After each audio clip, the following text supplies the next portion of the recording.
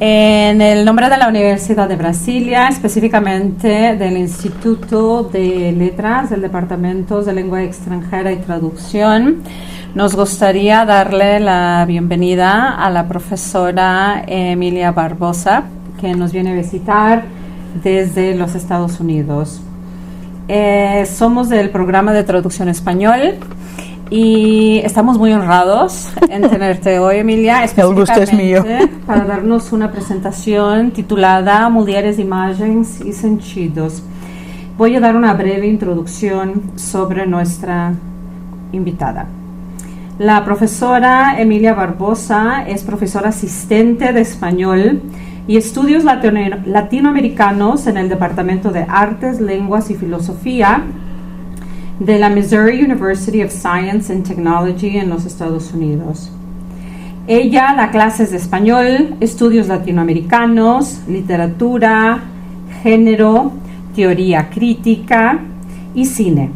Sus intereses de investigación inciden sobre la producción cultural de las Américas en español y portugués, explorando temas de género y violencia en teatro, performance, poesía, palabra hablada, fotografía y cine, testimonio y en exhibiciones culturales y artísticas multimedia. Así que me gustaría que todos le diéramos a la profesora Barbosa una bienvenida, ¿no? Gracias, Emilia, por estar aquí. Gracias a ustedes, pues. Bien, buenas noches. Agora vou passar ao português. O meu português é português, como é que dizem, continental europeu, assim que desculpem se o sotaque não é o mesmo, mas eu estava em conversa aqui com a Sandra, eu não acredito muito no purismo linguístico e vou continuar no meu português.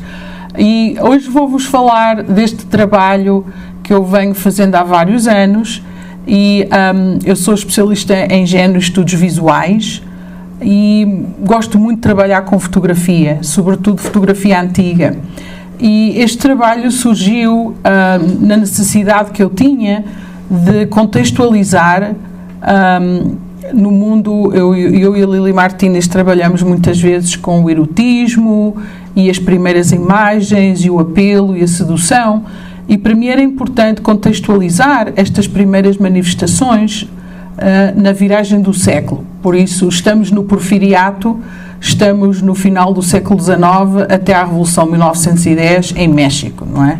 E esta época histórica é conhecida como o Porfiriato porque o presidente era Porfírio Dias, verdade?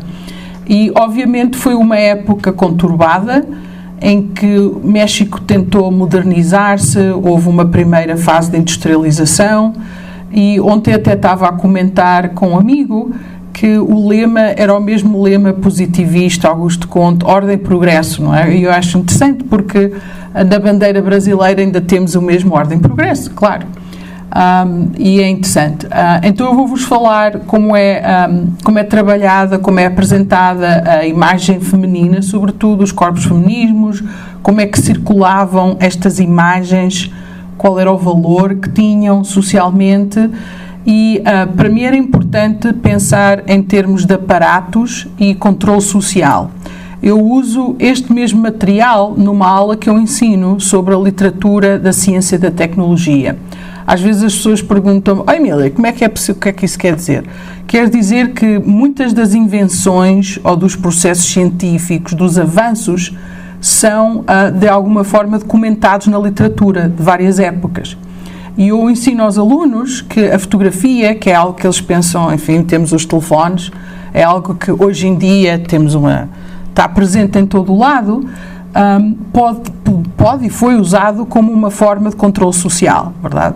E é nesse aspecto porque eu quero mostrar como a tecnologia e a ciência nunca são neutras. Eu ensino numa universidade de ciência e tecnologia e muitas vezes os alunos têm a ideia um pouco inocente, acho eu, ou até ingênua, de pensar que a ciência e a tecnologia são neutras. Ora, hoje em dia que estamos na época da injustiça algorítmica e todas essas coisas, sabemos que não é verdade. É importante documentar. Para referência, antes de começar, também quer dizer que falamos de coisas positivas. Por exemplo, falamos na invenção da bicicleta e dos bloomers, não é? A roupa, quando as mulheres começaram a andar a bicicleta e os calçõezinhos, eles acham o máximo. E tem um artigo espanhol de Madrid, de uma revista, e é uma maravilha, e eles divertem-se muito por isso. E outros aspectos. Então, o que é que eu vou fazer? Vou mostrar algumas imagens e vou contextualizando. Vou falando, se alguém tiver perguntas, comentários, por favor, à vontade. Então, a primeira vez que encontramos este acervo específico é na chamada coleção da Ava Vargas, que é uma coleção que reporta aos anos de 1900 1915 e foi recoletado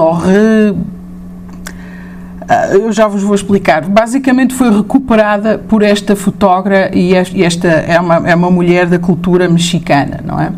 E saiu, aí tem o livro do lado direito, edição mexicana em espanhol, aqui foi nos Estados Unidos. Nos Estados Unidos dizem que são as fotografias da Belle Époque. Vamos discutir um pouco isso. E eu contrasto com as fotografias do arquivo de prostitutas da Oaxaca, que foi o primeiro arquivo oficial no continente americano.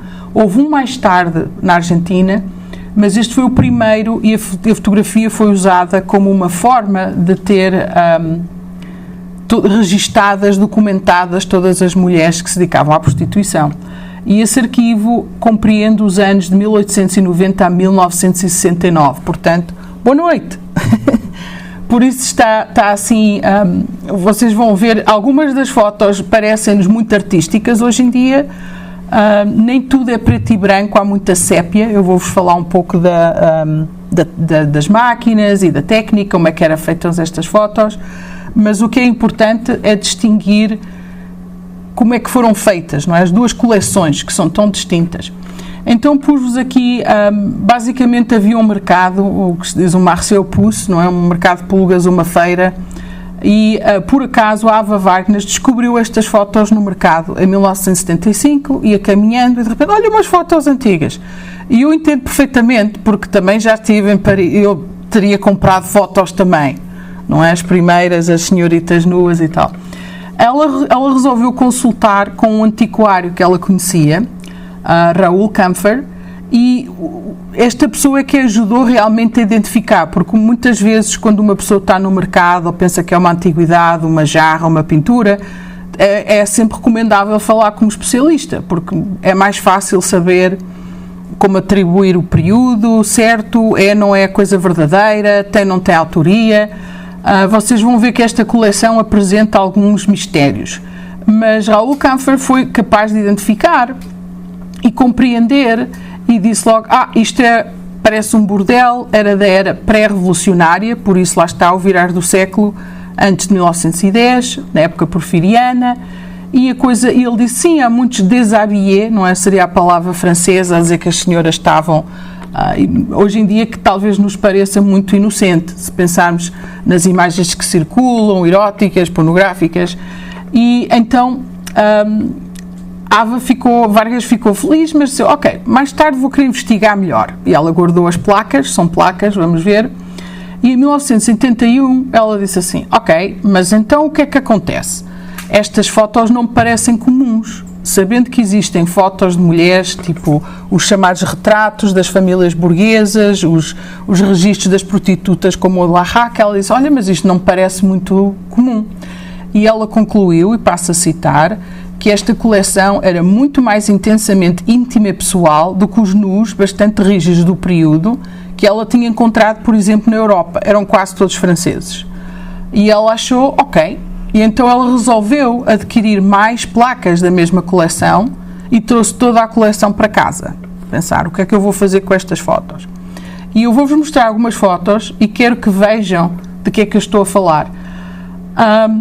Algumas das placas nós conseguimos ver talvez com mais nitidez que outras, porque temos que pensar que a tecnologia não era a mesma.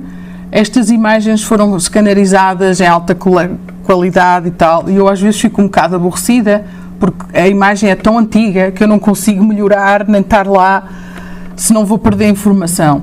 Mas a diferença, para aqueles de nós outros que conhecem os negativos, antes de termos a fotografia eletrónica, não é digital, é que estes são uns negativos muito maiores.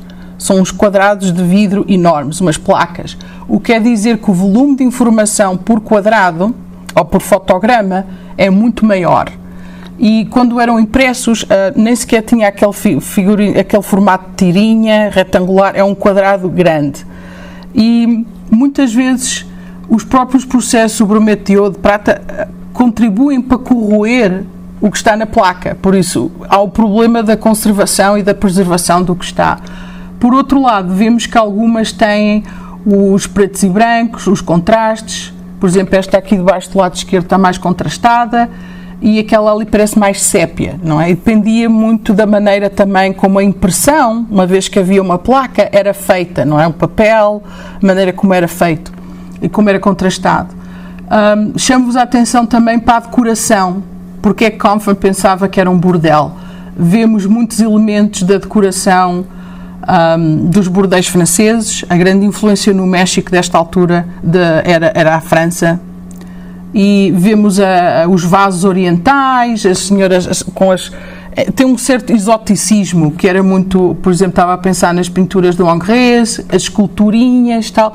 Não é exatamente uma casa burguesa e obviamente o facto que as senhoras estão desnudas ou estão a pousar, se pensarmos nas primeiras coristas, por exemplo, em Espanha temos as cupletistas também, na viragem do século, ou uma Josephine Baker, que toda a gente viu, não é, com as bananas e tal, é mais ou menos, ou uma Sarah Bernard, estamos por esse período, e é interessante, estas imagens são muito diferentes, os contrastes.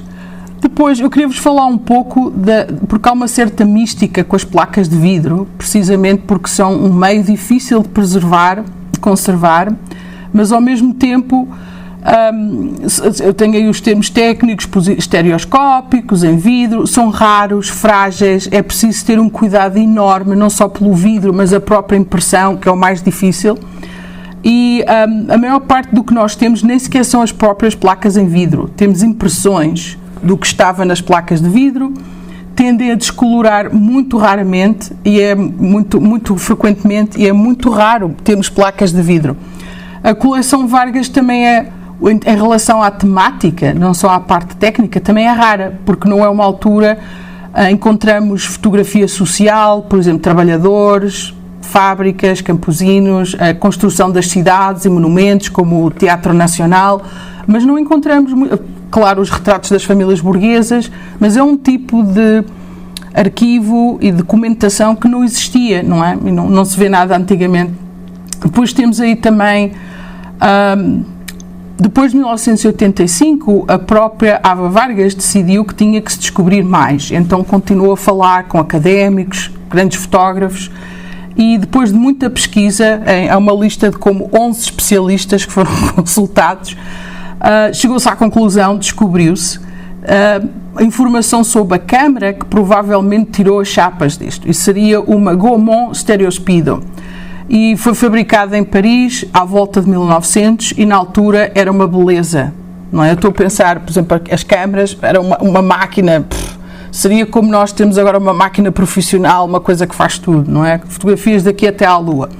E típico, lá está, era a manipulação bromete de prata, porque tinha uma camada fina e foi assim que foi determinado. Basicamente foi preciso recorrer a especialistas de fotografia, de museologia e conservação para poder saber mais sobre estas placas, não é? E atenção, apesar de serem grandes probabilidades, não há certeza, porque é muito difícil com fotografia antiga ter uma certeza absoluta. E o que tem atrás é uma das primeiras reproduções que temos das placas de vidro. Seria como um negativo, não é?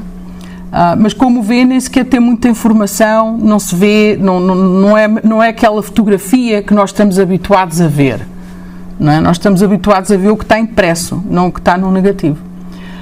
Isto é um dos primeiros exemplos do Metropolitan Museum of Art, em Nova York, e é um estereógrafo de vidro, que é outro tipo de suporte, o que nós chamaríamos um negativo, não é uma placa, e não se sabe exatamente, mas é de volta de 1860 a 1900.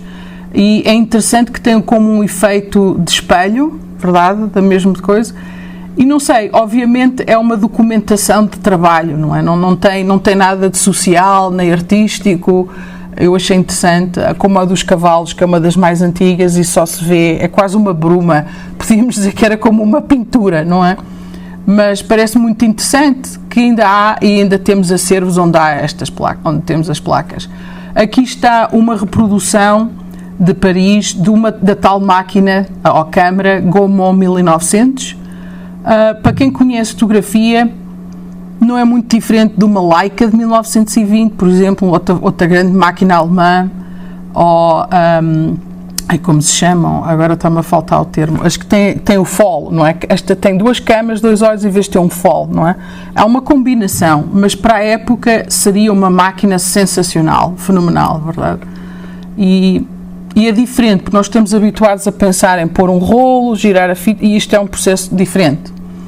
Mas eu achei que era importante também falar dos artefactos e das ferramentas. Quando eu ensino aos meus alunos, não é só o produto cultural, mas é importante a tecnologia e os suportes, e de onde é que vêm, é uma espécie de contaminação comercial antes de podermos chegar, não é? E eu acho que é importante, estamos sempre a falar de globalização e de onde é que vêm as coisas. No México porfiriano, pois isto era só mais para situar, tem aí as datas de 1867, depois foi quando derrubaram Maximiliano, o Império Francês. Eu sempre digo aos meus alunos, falo-lhes no 5 de maio, na Batalha de Puebla, porque eles pensam que é o dia da independência de México e não sabem que é em setembro. Nos Estados Unidos há muito essa percepção, e explico-lhes, não, foram invadidos pelos franceses.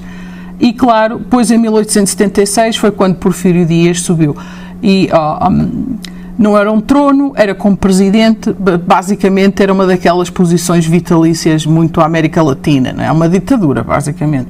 No entanto, este período, como o México prosperou e se modernizou e industrializou, costuma chamar-se a Pax Porfiriana, porque foi precisamente antes da Revolução e tivemos mais de uma década, como sabemos, de tumultos, e também esta ideia da construção, não é? A industrialização não era só os primeiros carros, os primeiros telefones, era o facto de se construíram todas estas infraestruturas. E eu acho interessante, não só os teatros nacionais e tudo, mas as ferrovias, os bondes elétricos. Por exemplo, há um conto que se chama La Rumba, que conta as primeiras manifestações de poluição sonora, não é?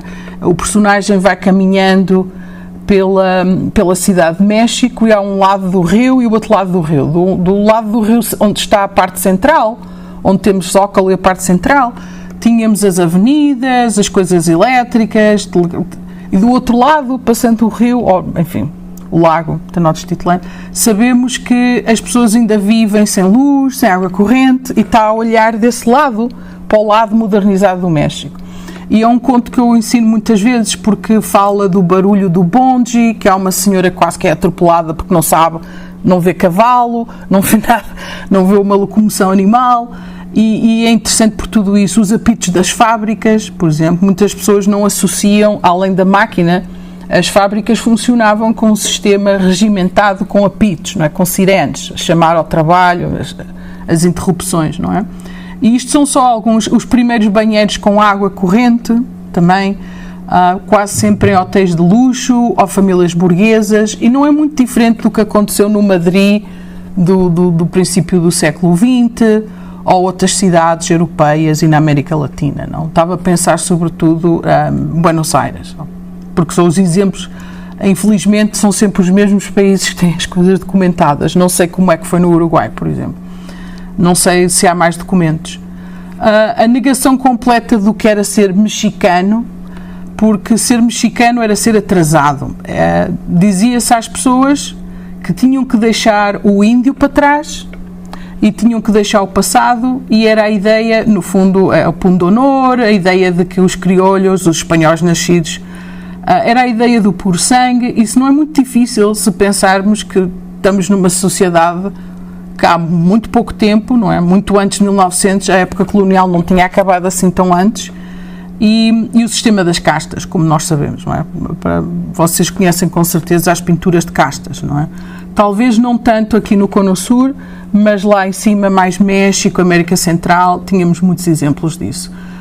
No Peru, também tivemos pinturas de castas, os armários de curiosidades, não é? Os cabinets, e é interessante porque muitas vezes vê-se retratada uma idealização do que seria essa sociedade de castas, não é verdade?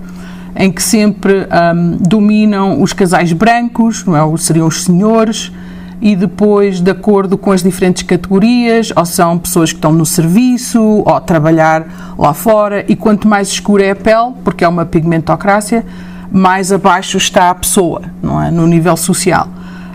No Brasil também foi assim, como sabemos, não é? E muitas vezes vemos, porque, por exemplo, esta foto aqui à direita é de México, Distrito Federal, mas poderia ser Paris na mesma época, ou poderia ser Madrid. Se nós vimos as senhoras, a moda, a tal elegância, o luxo, basicamente, não é? Dos ricos, e é isso que se encontra também em muita da imprensa e das fotos da época, e não corresponde de forma alguma à vida da maioria da população mexicana. É a velha história do 1%, não é? O que é que fizeram os outros todos? Mas é muito conhecido como a Belle Époque mexicana, precisamente porque era esta intenção básica de vamos imitar os franceses. A cultura francesa era como o epíteto das culturas e da modernização, e então era isso que os mexicanos queriam fazer. Ali a foto em cima é do Teatro Nacional, que ainda hoje está lá, pode-se visitar e é lindíssimo. E, obviamente, temos que imaginar estas pessoas muito vestidas, muito perfumadas, a ir à ópera, fazer essas coisas todas, mas muitas vezes também era, para usar uma expressão francesa, pour épater le bourgeois, era para enganar, era para o inglês ver, não como diríamos, porque não era realmente que toda a gente entendesse a ópera, mas era uma maneira de mostrar que as pessoas eram elevadas, não era alta sociedade. E é um bocado diferente, eu acho, do que vemos noutros países e noutras épocas. Então, o que é que aconteceu? Pois, uma das coisas que se importaram, ou dos produtos ou manifestações culturais, foram os bordéis de tipo francês. E isto começou na época da ocupação do Maximiliano, do Império Francês, e o bordel, ou bordello, como às vezes aparece francês, é muito típico. Tem os veludos em Bordeaux, tem os dourados, tem a influência do exoticismo oriental, essa coisa toda. E o que é que nós observamos em México? Sobretudo a partir da década de 1880, por isso no final da época do Maximiliano, e quando veio o Porfírio Dias e o México tenta modernizar-se, temos a Casa de Cita, ou de Casa de Citas, não é? Que era a casa dos encontros, da reunião, mas não era exatamente um bordel ou um prostíbulo, era uma coisa mais sofisticada, porque era onde vinham os homens, sobretudo, os senadores, os políticos, todos os que eram administradores, os grandes homens de negócios, os burgueses, e basicamente funcionava como um clube de cavalheiros. A ideia era que eram todos muito seletos e tal, mas era onde muitas vezes decidiam as decisões importantes do país, o que é que se ia construir, quem é que ia financiar o quê, e era assim que falava, não é? E então chamavam-se os pontos quentes, quer dizer, eram os locais onde realmente se davam as discussões, onde se faziam reuniões, e era simplesmente há um testemunho de um administrador importante, de um banco, que diz a certa altura que simplesmente era mais confortável, porque podiam ter uma rapariga bonita sentada ao colo, beber o vinho todo que queriam e estavam à vontade a fumar e não tinham que estar todos farpelados lá vestidos no Congresso. Enfim, talvez não seja muito difícil de imaginar, não é? Mas era a ideia de conduzir a política, os negócios de uma maneira elegante, sofisticada e culturalizada, verdade? De certa forma, recriaram um determinado modelo à mexicana. Ao mesmo tempo diziam que não queriam ser, não é? O que é que era ser mexicano então, não é? Obviamente as mulheres não participavam de nada disto, apesar que sabemos que haviam salões com mulheres ilustradas e não era nada de novo, mas aqui as únicas mulheres que participavam eram as madames, que eram as donas das casas de citas, e eram as próprias raparigas, verdade? mas não era exatamente um bordel de final de rua, era algo mais sofisticado, eram as melhores, basicamente, não é? Havia algumas que tocavam piano, falavam francês e tinha um gato que se chamava Maltês, era o que diz a quadra popular, certo? Mas não sei, o que eu gostava, por isso é que eu gosto que reparemos na decoração, por exemplo. Não é exatamente um sítio confortável, não é o luxo, talvez para nós não associemos. Eu teria medo de partir alguma coisa a um vaso, mas obviamente estes cavalheiros estavam muito mais à vontade aqui que estariam num senado ou num gabinete administrativo. O ponto era esse, não é? As primeiras imagens e o que é que nós podemos chamar de pornografia, não é? Porque há que discutir, agora que passamos do século XX ao XXI, e com o advento da internet e da massificação de imagens, podemos falar em uma pornografia, mas podemos falar em uma pornografia nesta altura histórica e em que é que estamos a falar? Pois a maioria das fotografias de nus, que são muitas vezes interpretadas como pornográficas, por isso é que está em aspas, basicamente são duas categorias. Há algumas imagens sexuais explícitas e são raras e poucas, e há muitas cópias de fotos de atrizes, cupletistas em Espanha, coristas, diríamos nós, não é? E quase tudo vedetas ou estrelitas do musical, véus, adereços, e eram tudo factos interessantes, expressões tímidas, tinha muitos véus e muitas vezes não tinham os pelos públicos, não é? Rapavam-se os pelos públicos. O que é que acontece? A coleção Vargas não é assim, é erótica, mas não é assim tão excitante, não? Imaginem que estão numa praça em Madrid, no México, e tem um homem com um sobretudo, abre o sobretudo e tem as tarjetas, não é? Tem os cartõezinhos com as fotografias todas, eu quero uma daquelas, quantos pesos, não é? É um bocado isso, este era o erotismo que se tinha, os postaizinhos. O meu pai tinha uma coleção do avô dele de fotografias de nus do princípio do século portuguesas e eram de chorar a rir, porque não tinha nada de picante. Mas naquela altura, tipo, uma corista a mostrar a canela, ou não sei, uma maminha de fora, era uma coisa muito excitante. No caso das fotografias da coleção Vargas, pois é um pouco diferente, porque há uma sensação de normalidade, não vemos as raparigas, desculpa, no Brasil não se diz raparigas, as moças, graças, não, ensinaram-me, as meninas, vá lá, não estavam exatamente a interactuar com homens ou a ser exploradas, é o dia-a-dia delas, vemos-las a pousar, a vestir-se, a pentear-se, até é muito o estilo fotografia de boudoir, não? Que imaginamos uma senhora a preparar-se, maquiar-se, e francamente são muito diferentes do que nós vemos, ou que consideramos sexual, que circulava nesta época, então. Por isso temos ali estas fotos, muitas vezes é assim, está ali numa porta, parece-me uma coisa assim muito normal, tem barriguinha, não tem aquela silhueta a que estamos habituados desde as Twiggies, as Barbies, agora a Barbie está outra vez de moda, não sei, de certa forma era muito mais inclusivo, não size inclusive, do que se calhar é hoje em dia, mas vamos lá ver isso. Temos aqui outro tipo de as chamadas fotos de bordelo, ou cá estão o boudoir, não é? Como vemos, temos as senhoras a apertarem os espartilhos, isso mais antes do virar do século, temos ali outra a pentear os pelos públicos. Eu acho que tem uma certa candura, tem uma certa ingenuidade estas fotos, e não são de forma alguma o que nós, espectadores, ou observadores, vá lá, que consumimos imagens em catadupa e todos, não é o que nós consideraríamos sexual ou muito menos pornográfico, verdade? Mas isto era o que encantava e deleitava aos nossos avózinhos. Eu acho isso maravilhoso, tanto homens e mulheres.